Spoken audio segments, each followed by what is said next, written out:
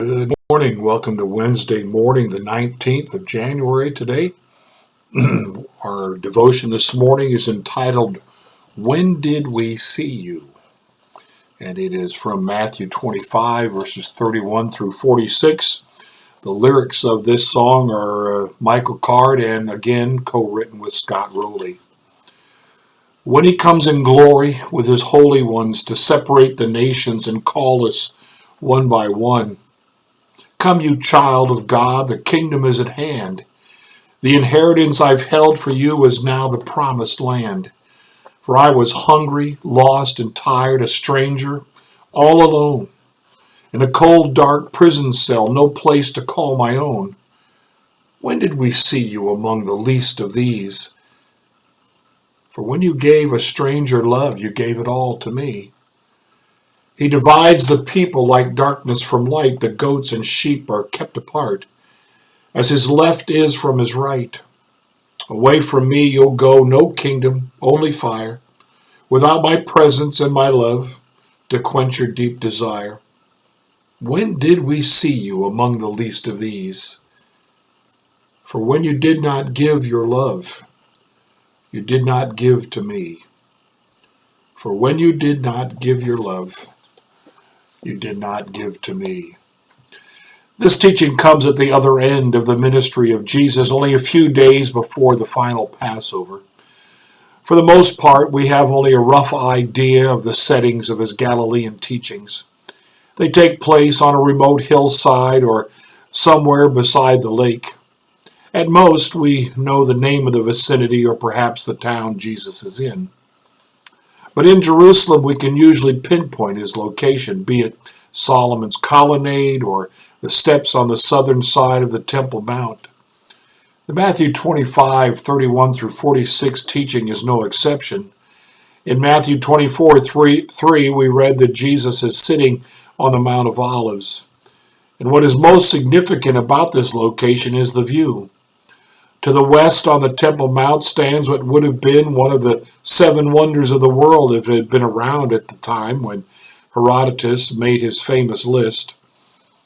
What is rarely spoken of in regards to Herod's temple is that it was a popular tourist attraction, even in the 1st century AD. People would come from as far away as Rome to see the magnificent structure, regardless of whether they were practicing Jews or not. From the Mount of Olives, they would have seen the smoke rising from the sacrificial altar in front of the temple, perhaps even smelling the sacrifice itself if the wind was blowing in the right direction. They would have heard sporadic bursts of music as 7 times a day the Levitical band would play. And since Passover was only a few days away, the 35-acre plaza around the temple would have been packed with pilgrims from all over the world. That view, those sounds and smells, are the backdrop for these words of Jesus, a lesson that concerns a great separation that will come someday, saints and sinners as sheep and goats.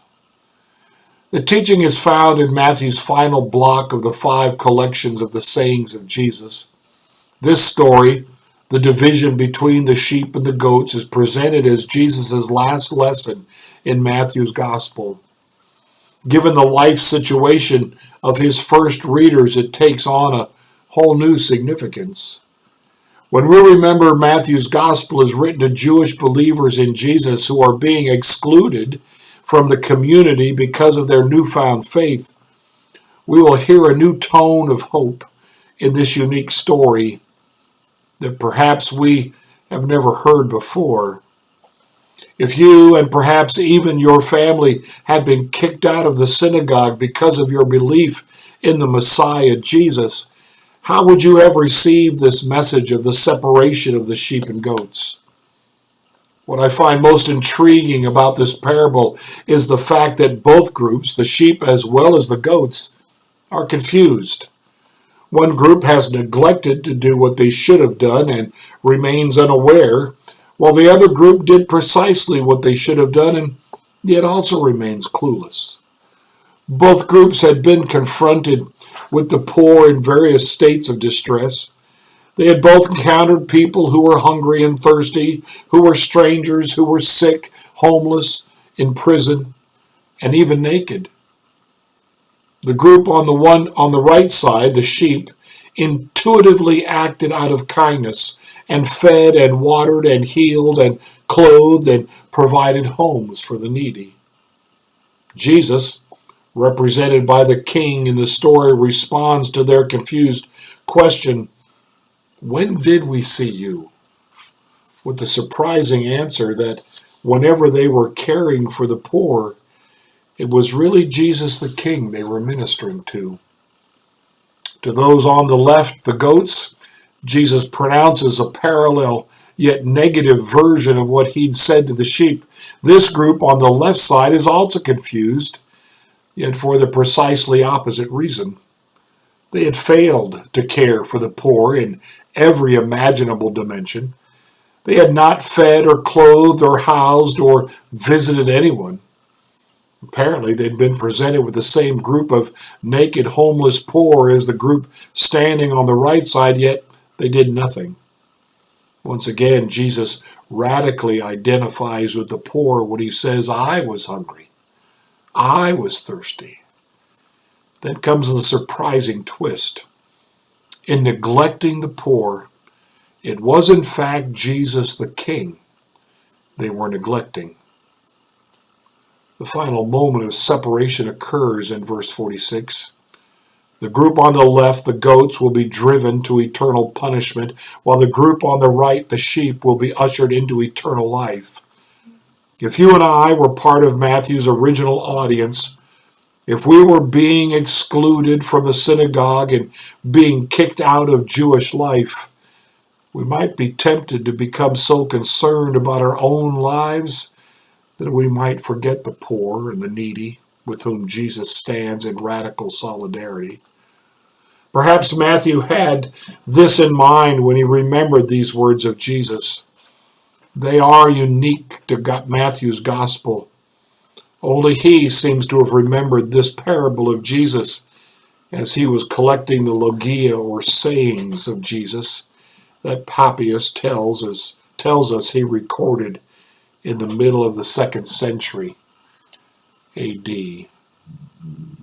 The lyric note, "For when you did not give your love, you did not give to me." This line is the key because it sums up the message. The punchline of the parable of the sheep and goats is the moment Jesus separates the two groups on his left and right on the basis of how they treated the poor, the hungry, and the prisoner.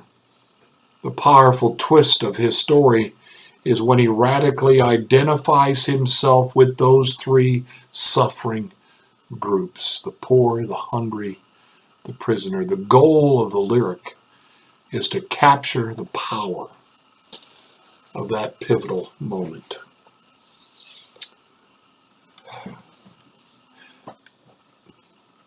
This has become politics for many. What do we do with the poor? What do we do with the needy? What do we do for those seeking asylum as immigrants, as destitute? Are we a sheep or are we a goat? That's the decision we have to make. That's what we have to decide. Blessings to you today.